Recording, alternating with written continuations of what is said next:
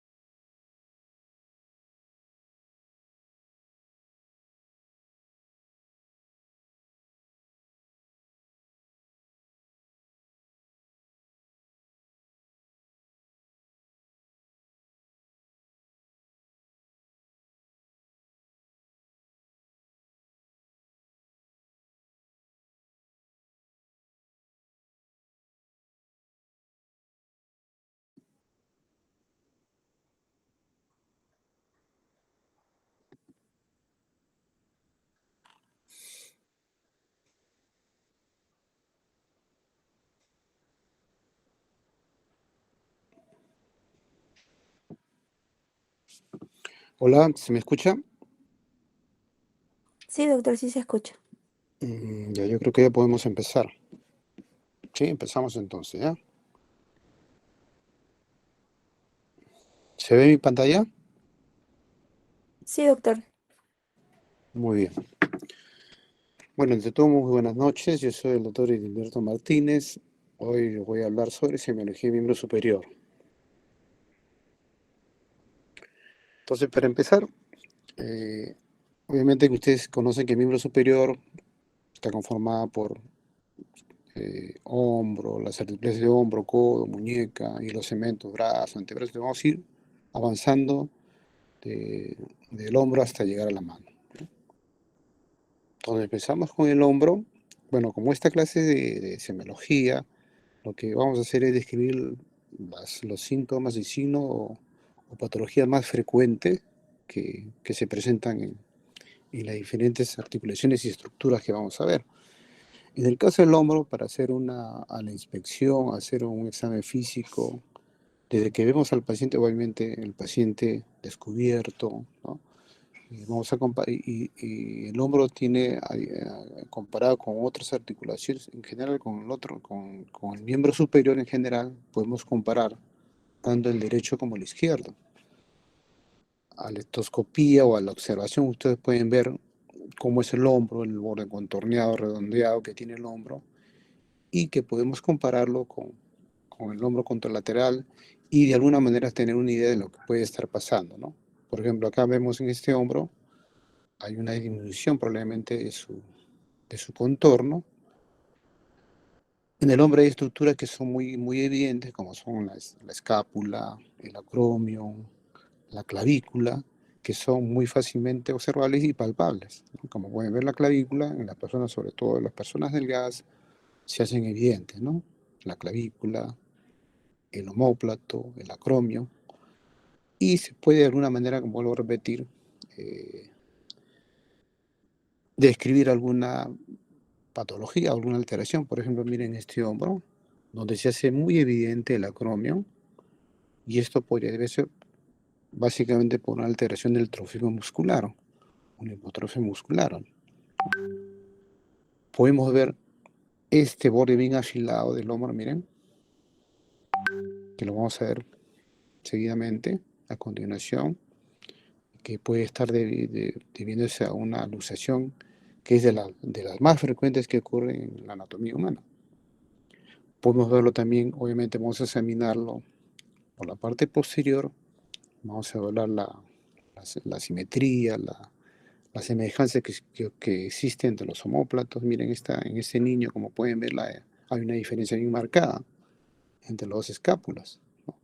De alguna manera está indicando que puede haber alguna alteración, y efectivamente hay una alteración que puede tratarse de una enfermedad congénita como es la escapula-lata, la enfermedad de Sprengel.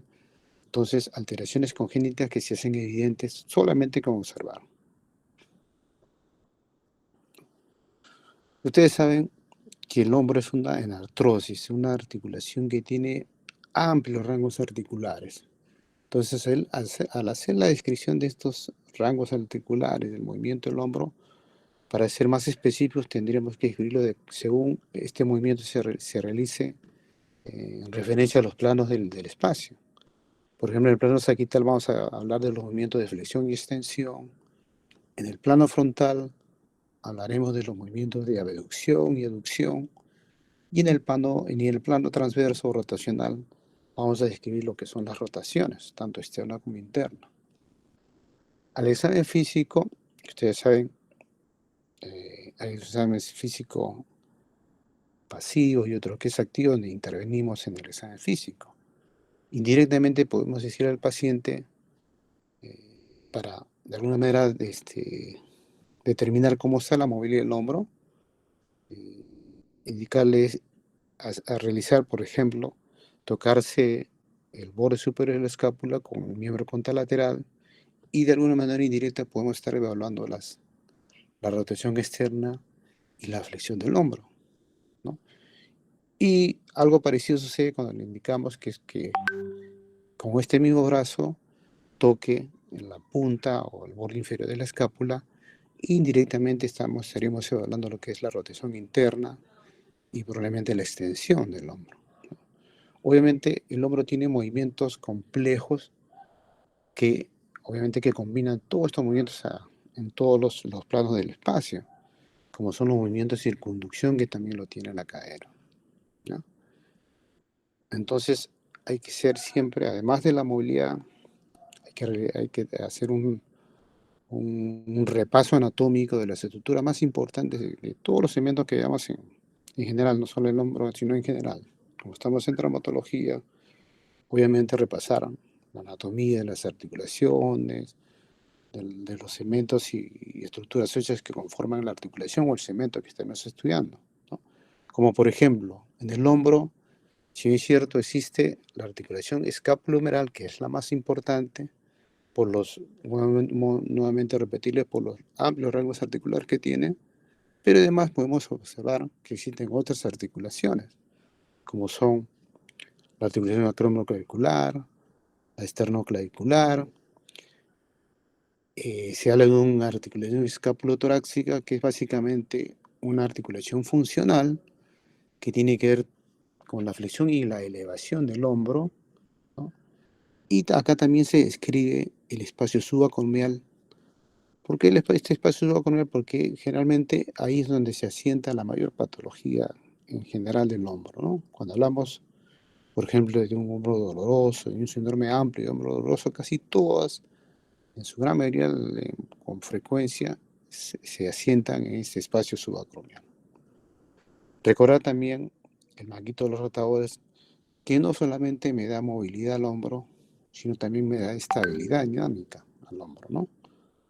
En el hombro también encontramos estructuras que atraviesan, como es el plexo braquial, la arteria subclavial que se convierte en la arteria braquial, y estructuras que a veces atraviesan, como por decirles el nervio circunflejo axilar, que puede alterarse básicamente con una luxación de hombro.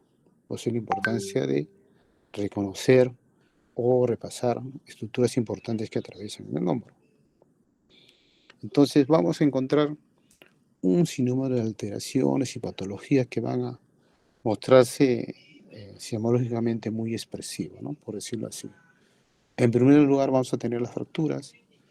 En ellas, en primer lugar, la fractura de clavícula, la más frecuente del hombro, seguido de la fractura húmero proximal. Vamos a encontrar acá la luxación más frecuente que se presenta en la anatomía humana, como es la luxación glenohumeral. Otras luxaciones que menos frecuente, pero no menos importante, y describir algunas patologías, si es cierto, son menos importantes, menos frecuentes, perdón, pero se describen a nivel de esta articulación, como vamos a ver a continuación. Entonces, lo primero y más frecuente que llega generalmente en la emergencia son las fracturas, ¿no? Y de ellas vuelvo a repetir la fractura de clavícula. Como pueden ver ahora en las imágenes acá arriba, como este es mi cursor, que es evidente, es muy fácil de escribir la deformidad que aparece en esta región clavicular y que generalmente se producen por una fractura del tercio medio de la clavícula, ¿no? Son muy evidentes, ¿no? Vamos a encontrar como segundos en frecuencia son las fracturas del húmero proximal. Estas fracturas pueden aparecer en diferentes regiones, perdón, en diferentes estructuras como son el troquíter, el troquil, el cuello quirúrgico, y dependiendo de la gravedad o la extensión o la complejidad de la fractura a este nivel, se va a traducir en este hematoma fracturario, esta equimosis, que a veces por extensión puede extenderse hasta la región pectoral y da un signo muy característico que se denomina el signo de Henneking, con H, ¿ya? Acuérdense, el signo de Henneking. Existe fracturas mucho menos frecuentes, como son la fractura de escápula, fractura de la glenoide, que realmente pasan desapercibidas y que a veces los encontramos en los pacientes politraumatizados, ¿no? Que son menos frecuentes.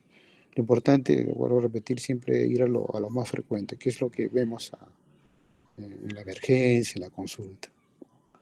Miren esta imagen a la izquierda, que es una radiografía en una toma especial, donde se ve efectivamente cómo es la articulación, ¿no? Como pueden ver, es básicamente una bola con un plato, miren, ¿no? De ahí su amplitud en el movimiento, esos grandes rangos articulares que posee, pero lo hace a expensas de su estabilidad. De ahí que en esta zona sea más frecuente la luxación. Y de ella es la luxación anterior escapulohumeral, como pueden ver acá, ¿no? Se pierde la relación entre la cabeza y la glenoides, se luxa hacia anterior y produce este signo, miren, con un borde agudo afilado, se pierde el borde contorneado del hombro, ¿no? Una luxación bien dolorosa, y este borde afilado es lo que se denomina signo de la charretera, ¿no? Esto es lo que se denomina el signo de la charretera. ¿Por qué se le llama signo de la charretera? Porque imita a las sombreras que tienen los uniformes de estos militares, que esto se llama la charretera. De ahí el nombre del signo de la charretera, ¿no? Generalmente el paciente cuando tiene una luxación de este tipo, viene así, en esta postura, miren. Porque el paciente tiene mucho dolor, no quiere que se le toque, es el miembro superior, viene cogido con la mano contralateral por el dolor. Esta es una postura que no es patognomónica de esta luxación, pero lo podemos encontrar también en las fracturas de clavícula, fractura de hombro proximal, pero es una postura muy característica cuando hay una lesión a nivel del hombro. Esta es la postura de Dessau, se llama, ¿no? Postura de Dessau. Le sigue en frecuencia esta otra luxación, ¿no? Que es aparentemente menos agresiva, bueno, el dolor es muy subjetivo, y que no es el signo muy característico, es el signo de la tecla del piano, ¿no? El borde distal de la clavícula se luxa, se rompen los ligamentos que contienen esta articulación, y nosotros al querer reducir, apretamos esta parte distal de la clavícula, reducimos, aplastamos, lo soltamos y nuevamente se vuelve a luxar, ¿no? Es como que imitando una tecla de piano, ¿no? A veces se tiende a confundir con un signo de la charretera, ¿no? Sobre todo en los pacientes que son atléticos, que tienen mucha masa muscular, o los pacientes obesos. A veces da una imagen que es muy parecida a un signo de la charretera, pero es fácilmente diferenciarlo. ¿Por qué? Porque como ustedes pueden ver en una radiografía, la movilidad del hombro, en general la movilidad principal, como son la flexión, la extensión, las rotaciones, van a estar conservadas, porque no hay alteración de la articulación principal de la escápula humeral. Lo que sí probablemente esté afectada cuando hacemos la elevación o la abducción, ¿no? Porque acá está el supraespinoso, el deltoides, probablemente sufra, presente dolor al realizar una abducción o elevación del hombro, ¿no? Entonces, en el síndrome de teca del piano, básicamente lo vamos a ver en las lesiones claviculares. Ahora, en el hombro también vamos a tener las lesiones del manguito rotador.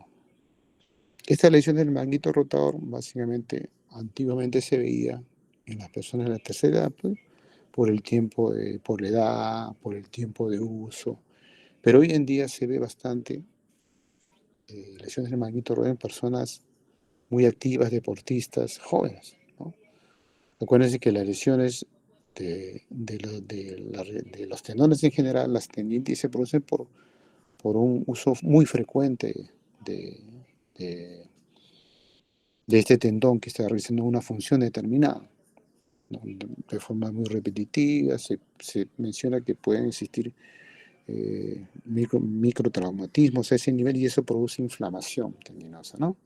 Entonces vamos a encontrar básicamente a este nivel, como vuelvo a repetir, en el espacio subacromial, generalmente el tendón del supraespinoso es el que más se inflama y produce generalmente, donde se ubica generalmente la lesión del manguito de los rotadores, y que puede verse por un síndrome de pinzamiento. Eso tiene que ver con la forma del acromio, mire, ¿no? Que puede estar haciendo un efecto de pinzamiento. Obviamente va a haber inflamación, tendinitis, que puede conllevar con el tiempo a una ruptura, ¿no? Lo importante es identificar básicamente dónde se ubica la lesión. Para ello, obviamente, uno tiene que examinar el hombro, ¿no? Acá hay un sinnúmero de signos con nombre propio cuando uno empieza a examinar el hombro, pero no es la idea de llenar de nombres y todo eso, ¿no? Sino identificar dónde se ubica la lesión, ¿no? Eh, Evaluar el hombro, la movilidad, y de alguna manera, una vez identificado la lesión, poder darle alguna solución. Entonces, todas estas lesiones de hombro que tienen que ver con las fracturas, con tendinitis, eso engloba lo que es este síndrome muy grande que tiene que ver con el hombro doloroso, ¿no? El síndrome de hombro doloroso, que puede tener sin número de causas, ¿no? Que puede tener un patrón periarticular, como hemos hablado anteriormente, por ejemplo, una lesión del manguito de los rotadores, una bursitis a nivel del espacio subacromial, o puede tener un patrón articular, un hombro, una, una artrosis propia de la articulación escapulohumeral, y también acá se dice lo que se denomina el hombro congelado, ¿no? Por alguna razón no se conoce la causa, la cápsula de esta articulación empieza a engrosarse, a fibrosarse, y eso produce no mucho dolor, pero sí bastante incapacidad, ¿no? Disminución de la movilidad del hombro. Existen otras causas ya mucho menos frecuentes y también existen las causas extrínsecas, ¿no? Como son, por ejemplo, una lesión a nivel de la columna cervical que puede irradiar su, su manifestación, su dolor a nivel del hombro, ¿no? Y entonces también estaría incluido que es el síndrome del hombro doloroso. Habría que hacer el examen físico detallado para determinar cuál es la causa de este hombro doloroso. Bajamos un poquito, nos encontramos en el brazo, y en el brazo vamos a evaluar obviamente la movilidad, en este caso la flexión del codo, la movilidad del hombro para determinar eh, si hay compromiso del brazo, ¿no? Y básicamente vamos a ver alteraciones de su alineación. Y cuando hay alineación, básicamente las deformidades que se producen, básicamente por las fracturas que ocurren acá, que es lo más frecuente, ¿no? Entonces vamos a ver el aumento de volumen, la deformidad, las equimos y hematomas que se producen por la fractura de ellas. Miren, un sinnúmero de trazos que pueden haber, trazos oblicuos, con tercer fragmento, trazos que a veces incluyen alguna patología, alguna lesión agregada, como son la lesión del nervio radial. En todas las fracturas de húmero, diaficiales de húmero, siempre hay que tener presente que puede estar comprometido en la fractura una lesión del nervio radial. Por eso es que es importante examinar al paciente, a ver cómo está la extensión de la mano, la extensión del pulgar, para ver si efectivamente existe alguna lesión del nervio radial. También acá encontramos las lesiones de la porción larga del bíceps, como son las tendinitis y las rupturas, ¿no? Las tendinitis, vuelvo a repetir, se producen básicamente por movimientos repetitivos, con gran carga, y estos movimientos repetitivos hacen que el tendón se inflame, y esto produce dolor. En el caso de las tendinitis de la porción larga del bíceps, a veces solamente despertamos el dolor al palpar en la correa bicipital, ¿no? A veces palpamos la correa bicipital y el paciente siente dolor. O a veces despertamos o queremos hacer el dolor más intenso cuando hacemos un examen contra resistencia, como pueden ver acá. Palpamos la correa bicipital y hacemos una contrarresistencia. Al paciente le indicamos está en supinación con el codo en extensión, y haciendo resistencia le indicamos al paciente que flexione el codo y se despierta mucho más dolor a este nivel de la correa bicipital, ¿no? Existen también las rupturas de la porción larga del bíceps, miren, que es un signo muy característico. Miren acá la formación de una bola, sobre todo cuando intentamos flexionar el codo, se retrae y forma esta bola, miren como pueden ver acá. Es el signo conocido como el signo de Popeye o signo de Weber.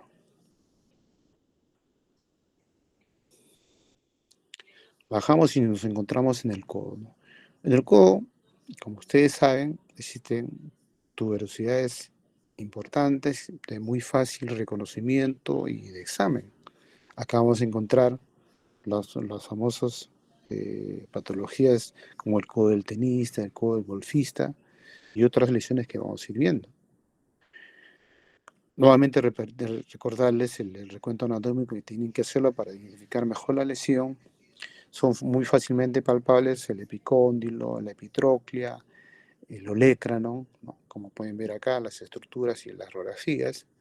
Acá se describe también, si yo veo al paciente posterior con el codo extendido, yo puedo trazar una línea y encontrar estas tres estructuras que estoy mencionando, como son el epicóndilo, el olecrano y la epitróclea. Y cuando yo flexiono el codo voy a formar, miren, uniendo estas tres estructuras voy a formar un triángulo, que se denomina el triángulo de Nelaton. Lo describo eso ¿por qué? Porque hay lesiones a este nivel del codo donde se mantiene este triángulo o desaparece. Y es una forma de identificar si estamos ante una y otra lesión. En el codo existen movimientos obviamente principales como son la flexión y la extensión del codo, pero también existe un movimiento que se hace, que tiene bastante importancia, que lo hacemos en conjunto con la muñeca, como es el movimiento de pronosupinación, que siempre hay que tenerlo presente cuando estamos ante una lesión del codo. Entonces vamos a tener las famosas, el codo del tenista, el codo del golfista, o también denominados epicondilitis o epitrocleitis, que no es inflamación de estas estructuras óseas, sino ha quedado así por historia, porque lo que realmente se inflama son el tendón conjunto que se insertan a este nivel. En el caso del epicóndilo, el tendón conjunto de los extensores de la muñeca, y en el caso de la epitróclea, de la epitrocleitis, el tendón conjunto de los flexores de la muñeca. Y a veces solamente cuando se presenta esta inflamación, esta tendinitis, con solo palpar esta estructura pues, se produce dolor, ¿no? O a veces queremos estar más seguros, hacer de repente más evidente esta lesión o la sintomatología, hacemos maniobras de contrarresistencia nuevamente, ¿no? Por ejemplo, acá yo palpo el epicóndilo y hago al paciente que extienda la muñeca, obviamente contrarresistencia nuevamente, y despertamos más dolor a ese nivel. Lo mismo puedo hacer en el caso de las epitrocleitis, ¿no? Palpo la epitróclea, hago una contrarresistencia para evitar la fricción de la muñeca, ¿no? Y despertamos más el dolor. Aquí también se describen las bursitis, si bien es cierto no tan frecuentes, pero también se describen como son las bursitis olecranianas. Ustedes saben que las bursas en general son estructuras que están entre otras estructuras, que puede estar entre piel y hueso, entre músculo y músculo, entre hueso y músculo, que lo que hacen es evitar el roce de estas estructuras, ¿no? Y en el caso de la bursitis olecraniana básicamente es porque el paciente está mucho tiempo apoyado en los codos.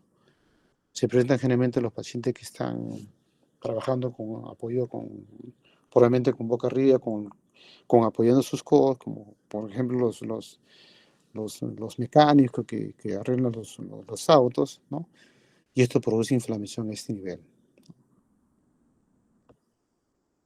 Obviamente que al examen físico la articulación en sí va a estar conservada, pues hay que tener siempre cuidado, porque uno puede pensar que no es solamente una bursitis, puede estar algo más agregado, ¿no? Pues es importante el examen físico.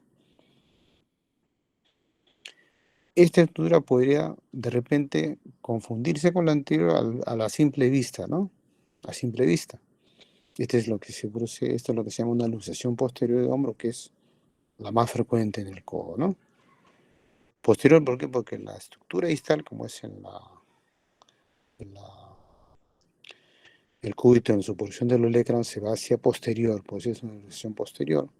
Y miren acá que lo que yo les decía, aquí desapareció ese triángulo. Acá desaparece ese triángulo, no podemos formar ese triángulo, ¿no? Obviamente el codo está bloqueado por el dolor, por la luxación.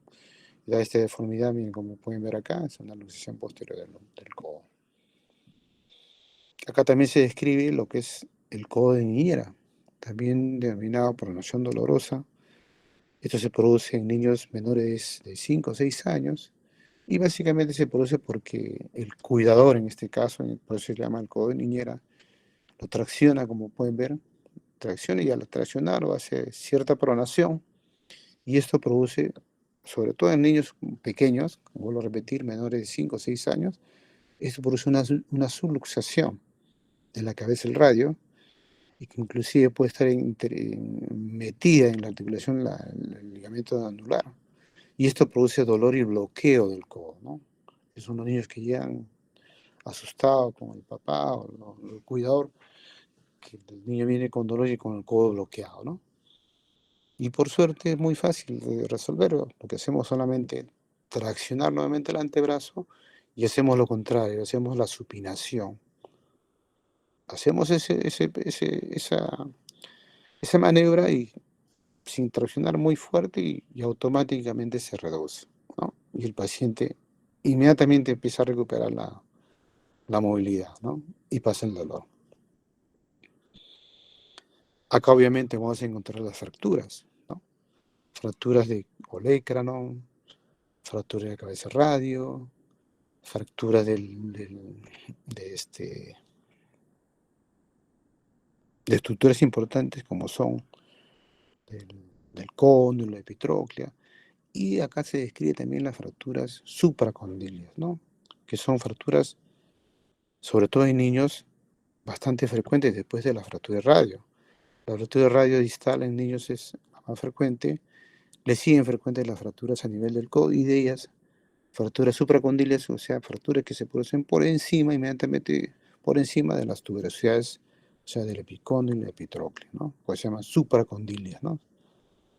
Miren esta imagen radiográfica donde vemos el gran desplazamiento de la fractura, que te da obviamente, semiológicamente va a dar aumento de volumen, equimosis, esta deformidad, y que a veces lo más importante no es tanto eso, sino que estar pendiente que ante ese gran desplazamiento podía estar comprometiendo estructuras importantes como es la arteria braquial o nervios importantes que cruzan el codo. Por eso hay que tener, es importante realizar el físico, evaluar cómo está la irrigación, palpar los pulsos, sobre todo en fracturas con gran desplazamiento como esta imagen, como pueden ver acá. Nos encontramos sobre el antebrazo y en el antebrazo, obviamente, las alteraciones que vamos a ver básicamente son alteraciones a nivel de su eje, ¿no? Y eso básicamente por fracturas, ¿no? En los niños también son frecuentes las fracturas de antebrazos, claro que sí. Vamos a ver, el hueso en el niño es muy plástico, a veces se anulan antes de fracturarse, como pueden ver acá. Y acá se producen las fracturas típicas en tallo verde, ¿no? Donde se fractura una cortical y la otra cortical está íntegra, ¿no? Esa fractura de tallo verde se produce en los niños, ¿no? Obviamente también va a existir fracturas completas, ¿no? Puede ser de uno de los huesos, pero generalmente es de los dos, cúbito y radio, ¿no? Como esta deformidad, por ejemplo, miren, con gran deformidad, donde hay fracturas de cúbito y radio, ¿no? Acá se describe, bueno, importante nuevamente recordarles el movimiento de pronosupinación que lo realizamos conjuntamente con el codo, ¿ya? El antebrazo que hace pronunciación, como pueden ver las imágenes acá, que lo hacemos en conjunto tanto el codo como la muñeca, acuérdense de eso, ¿no? Y acá tenemos, obviamente repetirles que existen fracturas, no solamente, obviamente, no solamente en los niños, también con mayor frecuencia en los adultos, y acá encontramos fracturas eh, que tienen nombre propio, que son importantes recordarles porque siempre vienen en el examen, acuérdense, como son la luxofractura de Montella y la luxofractura de Galeazzi, ¿no? ¿Cuál es la particularidad de estas lesiones? Bueno, la primera, la de Montella, es una fractura del cúbito, de diáfisis del cúbito, como pueden ver, con luxación de la cabeza del radio, como pueden ver acá. Y en la Galeazzi todo lo contrario, es fractura del radio con luxación de la radio cubital distal, mira, como pueden ver acá. Lo llamativo es que cuando son agudos, recientes, uno resuelve la fractura, sea del cúbito, sea del radio, y automáticamente la luxación cede o se resuelve sin agregar un gesto quirúrgico agregado, o sea, sin agregar más cirugía. Reducimos el cúbito, el radio, y la luxación se reduce. Esa es la particularidad de estas lesiones, ¿no? Por eso se describe, ¿no? Acuérdense, la luxofractura de Montella y la galease. Yo les comentaba eso, esa función importante que es la pronosupinación, porque generalmente todo lo hacemos con este movimiento de pronosupinación. Y existe lo que se denomina una enfermedad congénita, que es la sinostosis radiocubital proximal, ¿no?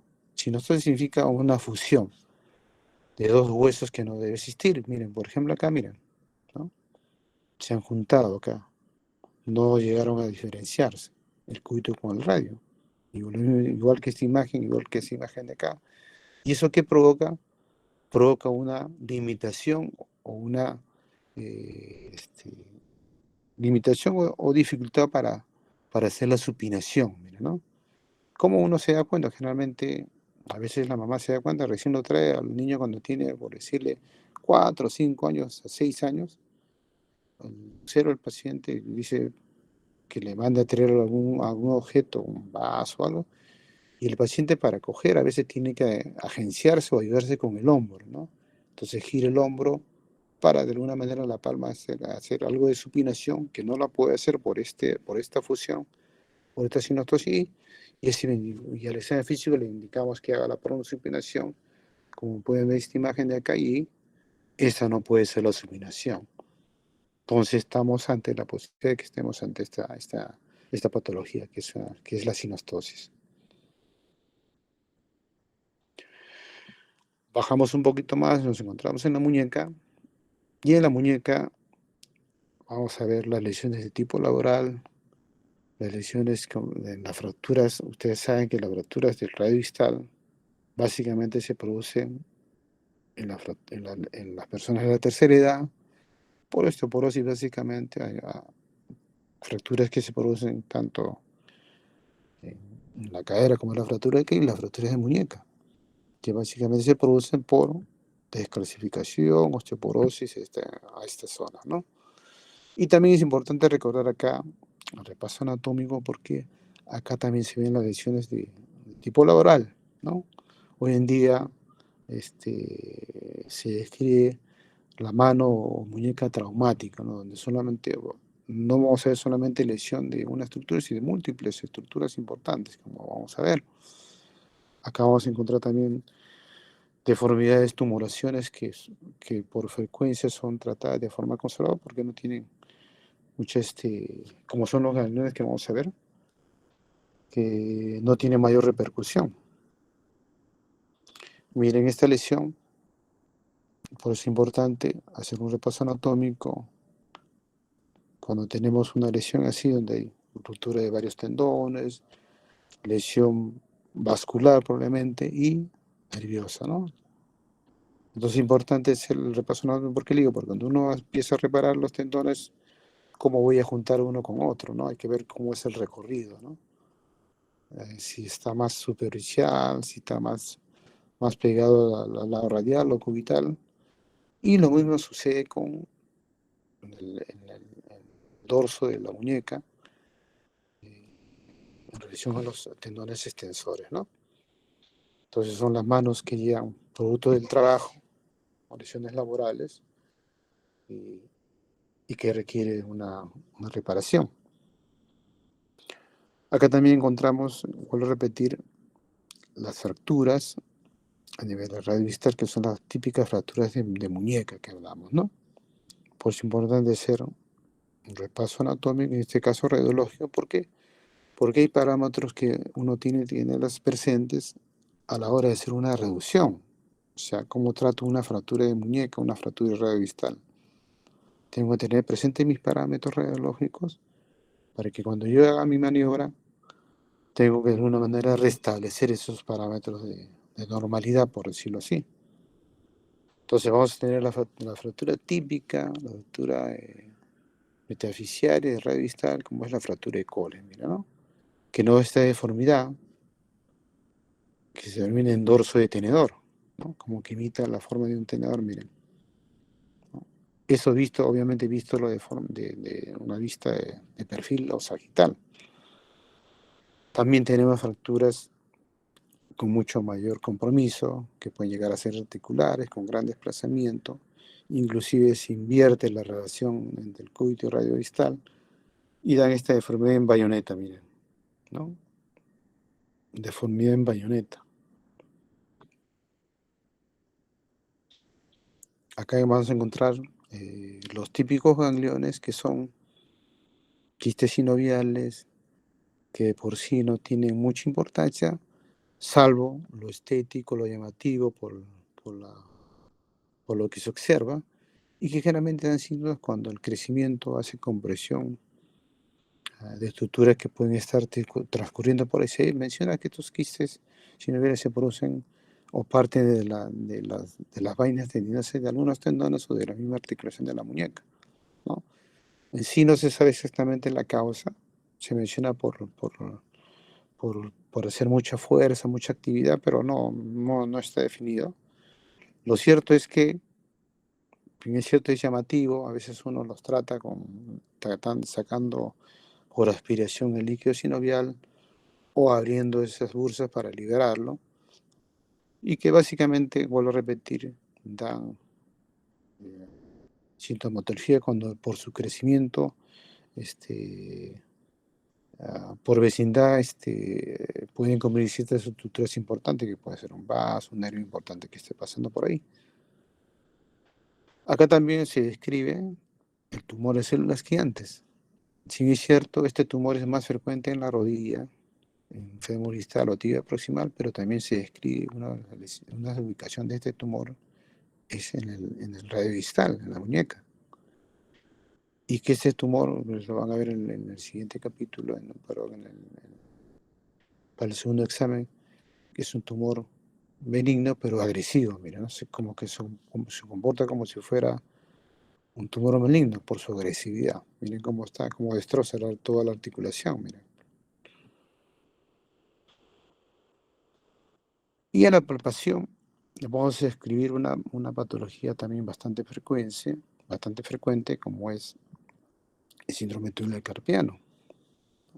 Ustedes saben que el túnel carpiano obviamente es un túnel, es una estructura donde transcurren los tendones y también él pasa por ahí, atraviesa el nervio mediano, y por algunas razones este espacio puede reducirse y producir lo que se denomina el síndrome de túnel carpiano, y que el paciente empieza a presentar parestesias, entumecimiento, dolor, sensación de frío, calor, en el territorio obviamente del nervio mediano. Acá encontramos el signo de Tinel o Tinel, que podemos hacerlo con un martillo de reflejos o básicamente con la mano, hacerle la percusión a este nivel, donde transcurre el nervio mediano, y si estamos con esta patología, vamos a despertar toda esa, todas esas parestesias que se describen con esta lesión, ¿no? Dolor, entumecimiento, y también se describe la maniobra de Fallen o Fallen. Como pueden ver la imagen acá, la posición de las manos con las muñecas en flexión.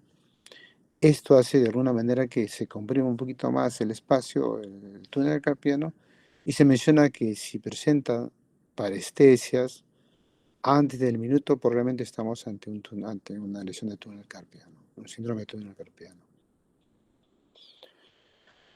Acá también se describe también las tendinitis muy características, como es la tenosynovitis tendinitis de Kervain. Y eso tiene que ver con, nuevamente repetirles, con la movilidad que se produce a nivel de la muñeca, miren, y que se ubica el dolor específico donde transcurre este tendones como ven acá, el extensor corto del pulgar y el abductor largo del pulgar, que atraviesan por esta zona, y a veces solamente palpando esta zona se produce dolor, o si no es muy evidente, hacemos la maniobra de Finkelstein. ¿En qué consiste? Miren, como pueden ver acá, como que abrazamos con los otros dedos el pulgar y hacemos una desviación cubital de la muñeca. Miren, ¿no? Y al hacer este movimiento de desviación cubital despertamos el dolor a esta zona, donde transcurren estos dos tendones y se produce dolor, ¿no? Entonces estaríamos, si hay dolor, estaríamos ante un Finkelstein positivo, ¿no? Que nos habla de una tendinitis de Kreutzfeldt. Por último, bajamos, estamos en la mano, ustedes saben, es una estructura muy rica en semiología y en alteraciones. Vamos a ver alteraciones en su forma, en su tamaño, en su número, alteraciones que tienen que ver con patología degenerativa, con el tiempo, como vamos a ver. En cuanto a su tamaño, por ejemplo, vamos a ver la acromegalia y la macrodactilia. Miren, la acromegalia ustedes saben que no lo manejamos nosotros los traumatólogos, lo manejan los internistas, los endocrinólogos. Ustedes saben que es por un aumento de la hormona de crecimiento, ¿no? Puede ser por un tumor de la pituitaria y todo eso, ¿no? Lo que sí manejamos nosotros son las macrodactilias, como pueden ver acá, ¿no? Estos dedos reciben irrigación, mucha irrigación, y hace eso que crezca de forma desmedida, como pueden ver, inclusive a veces, estando el crecimiento que a veces que impide la movilidad de la mano, tenemos que hacer amputaciones, miren, hasta eso se puede llegar con las macrodactilias. Tenemos las polidactilias, como pueden ver acá, miren, ¿no? El número de los dedos aumenta, inclusive a veces el dedo supernumerario puede tener todo un radio completo, como pueden ver acá, ¿no? Falanges y metacarpiano, miren, que hace más complejo el tratamiento. En este caso el tratamiento es eliminar el dedo que está en exceso.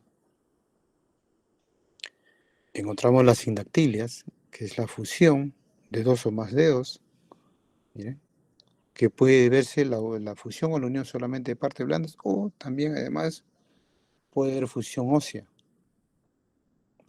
las famosas sindactilias. Acá también se describe una enfermedad muy descriptiva, por alguna razón que hasta ahora no se conoce la causa, la fascia palmar empieza a fibrosarse, a engrosarse, y este engrosamiento en ese proceso de fibrosarse es que atrapa los tendones flexores del cuarto, generalmente del cuarto y quinto dedo, y empieza a retraerlos, como si fuera realmente una contractura. Tanto es así, a veces el dedo queda, el quinto y el cuarto quedan totalmente flexionados, si es que no se hace nada. Y a veces no se puede, obviamente cuando están así flexionados, lo que hay que hacer para liberar eso a veces es la amputación, no hay otra forma de tratarlo. Acá se describe también los nódulos artrósicos, ¿no? Los típicos nódulos de Everden, que generalmente lo vemos, que se ve, mejor se describe en la articulación interfalángica distal, en comparación con los nódulos de Bouchard, que luego se en las interfalángicas medias, como pueden ver acá, y generalmente se describe generalmente estos nódulos más en la artritis reumatoidea y los nódulos de Everden en los pacientes artrósicos propiamente dicho, ¿no? Como pueden ver acá, miren estos dedos acá, que son pacientes que también pueden tener artrosis en la cadera, artrosis en la rodilla. Las manos reumáticas, que de seguro que los han visto, ¿no? Donde vemos alteraciones sobre todo de la articulación metacarpofalángica con desviación de a cubital de los dedos, como pueden ver acá, muy característico. Acá también tenemos también las tumoraciones, ¿no? Estructuras o lesiones traumáticas, o los dedos en una decisión muy característica, como vamos a ver, ¿no? Acá también vamos a encontrar los ganglios, vuelvo a repetir, a veces se inicia o se originan de la vaina de los tendones y pueden producirse un quiste sinovial, como son los gangliones. Acá están las paroniquias, que son inflamación que se producen alrededor de la uña, sobre todo en el lecho unguial. Obviamente vamos a tener las fracturas, las lusofracturas. Miren, por ejemplo, acá hay una alusión de la interfalágica proximal, ¿no? Puede haber fracturas de los metacarpianos, de las falanges. Van a haber fracturas que tienen nombre propio, como la del boxeador, las fracturas que se producen en la base del primer metacarpiano, como son las fracturas de Orlando o de Bennett, que tienen nombre propio por sus características muy particulares. Vamos a tener estas lesiones que son bien descritas, como por ejemplo el dedo en gatillo o dedo en resorte, miren, ¿no? ¿Cómo se produce? Se produce porque la vaina donde se desliza el tendón se empieza a engrosar, a inflamar. Entonces como que atrapa el tendón flexor, miren, y queda retraído. A veces el paciente tiene que utilizar su otra mano para extender, ¿no? Y siente un chasquido, una sensación de que es como que se liberó, ¿no? Esos son los clásicos dedos en gatillo o como le dije, dedos en gatillo o dedos en resorte, ¿no? Los dedos en martillo cuando existe lesión del extensor, como pueden ver acá. Entonces, si hay lesión del extensor, va a primar el flexor. Entonces, esta forma que se denomina el dedo en martillo. Las lesiones de los dedos que se producen en la artritis reumatoidea, los dedos en botonier, ¿no? Como son los dedos en cuello de cisne o en ojal. Y lo importante, además, hablar de la función, de la movilidad de la mano, que es importantísimo, que ustedes saben. Todo lo hacemos para coger objetos, escribir, ustedes saben, todo lo hacemos con la mano, ¿no? Y de ellos lo importante es la pinza o prensión, ¿no? Miren, por ejemplo, si ustedes son bien observadores, miren, esta mano, como pueden ver ahí, tiene 4 dedos nada más, miren. Y se hizo lo que se le llama una pulgarización del índice para hacer ese efecto de pinza, miren, lo importante, ¿no? Para hacer este efecto de prensión, para agarrar las cosas, ¿no? Pues es importante este movimiento de la pinza o de prensión. También obviamente también se describe al examen físico cómo voy a diferenciar si esta lesión es del flexor superficial o del flexor profundo, ¿no? Hay que diferenciar, a veces puede estar comprometido los dos o uno de ellos. Lo importante es saber diferenciarlos, y eso lo hacemos con el examen físico. Lo mismo sucede con los extensores, probes, miren, ¿no? Tanto el índice como el meñique. Esta imagen les pongo porque a veces las enfermedades congénitas vienen juntas. Miren, acá hay una polisindactilia, ¿no? No solamente de los pies, sino también de las manos. Miren. Acá también se describe que es básicamente una complicación, ¿no? La contractura isquémica de Wolman básicamente se describe cuando ocurre en general. Tenemos una fractura de antebrazo que hizo un síndrome compartimental, ¿no? Que no fue tratado o fue tratado inadecuadamente, hizo su síndrome compartimental. Ese síndrome dañó la musculatura y la inervación que transcurre por el antebrazo, ¿no? Y produce este tipo de lesión, ¿no? Es difícil de tratar, con mucha secuela, ¿no? Con, con alteración de la función. Y para terminar, es lo importante también, siempre en anatomía, a recordar la anatomía, la inervación, que es importante a nivel de la mano, y que puede darte estas imágenes muy características que lo podemos ver en los pacientes y que se describe como son la mano del predicador, como vemos en la lesión del nervio mediano, la mano en garro, mano simia, que se ve en la lesión del nervio cubital, o la mano caída o mano péndula que hemos visto incluso cuando hay una fractura de diáfisis humeral, hay que descartar probablemente que pueda estar existiendo una lesión del nervio radial. Bueno, eso era todo. No sé si tuvieran alguna pregunta. Doctor, una consulta acerca de Sí, la maniobra de Tanzer. maniobra de La maniobra de Tanzer. cáncer. ¿Dónde me Sí, leí eso? A ver, es que justo vi una pregunta de Elena que estaba como que, o sea, un paciente con signo de Fallen positivo y tiene el positivo, pero ya. además decía que tenía la maniobra de Tanzer positivo. Y estaba Y, buscando más información y no encontré, por eso. de verdad, o sea, ahora sí bien buscada, porque yo tampoco la economía no es cáncer. Que, mm, te diré bien sincero, no la conozco. Manuel de cáncer. Sí, sí, está Mm, bien, doctor. Fallen, porque es Fallen, Tinel. Mm, ¿Alguna otra pregunta?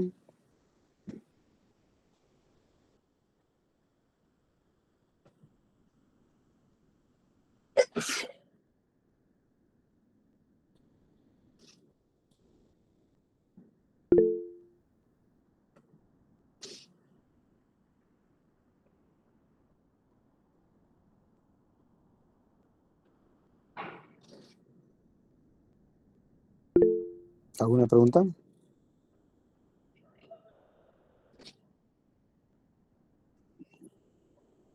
Doctor, disculpe, ¿cómo se podía diagnosticar cuando una persona tenía sinostosis radiocubital proximal congénita?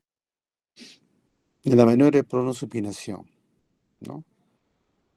Si tú sospechas de una sinostosis, eh, le dices al paciente pones las dos manos en extensión y haces el movimiento de pronosupinación.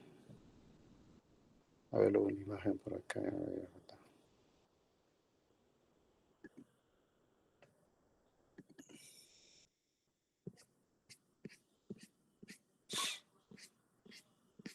Eso generalmente lo vemos en niños, o mejor se llega a uno darse cuenta, básicamente, sobre todo la mamá, cuando